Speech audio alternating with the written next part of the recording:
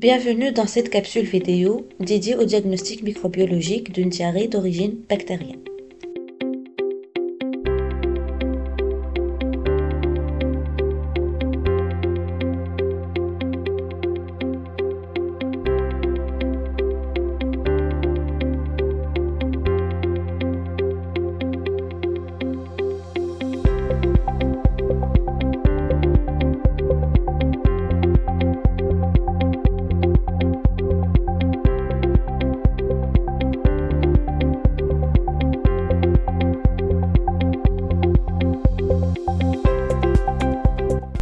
Les diarrhées infectieuses constituent un motif fréquent de consultation.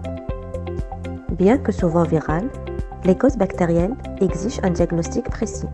Le prélèvement doit être effectué dès l'apparition des symptômes et idéalement avant toute antibiothérapie.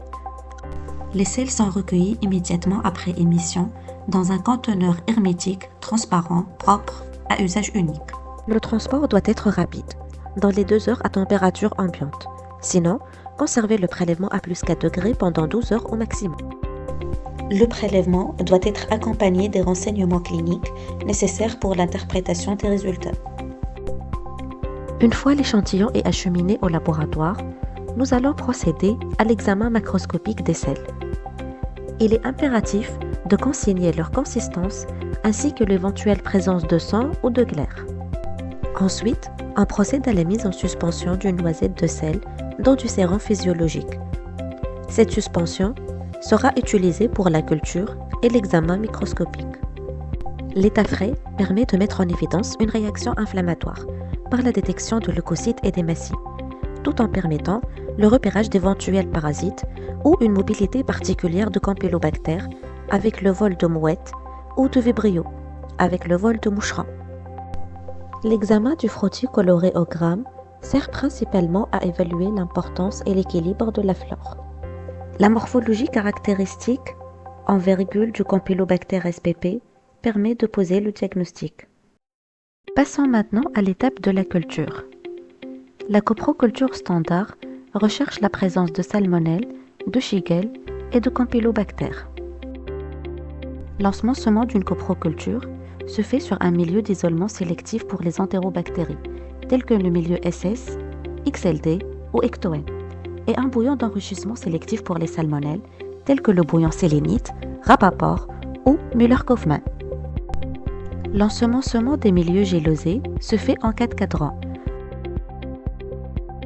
alors que le bouillon est ensemencé par quelques gouttes à partir de la suspension préparée.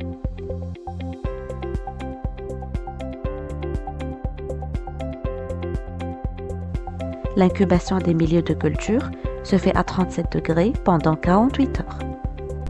La recherche de Campylobacter est plus délicate. Il s'agit d'un germe exigeant d'une atmosphère aérophile et dont la suspicion nécessite un ensemencement sur des milieux spécifiques, tels que le milieu Carmali ou Skiro. Après 24 heures d'incubation, une première lecture des milieux gélosés est réalisée, dans le but d'identifier les éventuelles colonies suspectes présentes.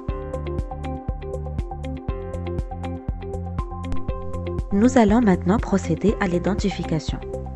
Pour la recherche de salmonelle et shigelle, l'orientation initiale s'effectue selon l'aspect des colonies.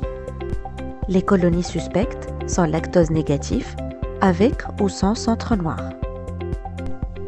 La première étape de l'identification biochimique repose sur la recherche de l'activité uréasique sur 5 colonies suspectes.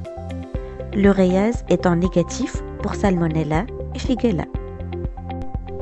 L'identification est ensuite complétée par les caractères biochimiques à l'aide de macrogaleries, de galeries commercialisées, de méthodes automatisées ou de spectrométrie de masse Malditov.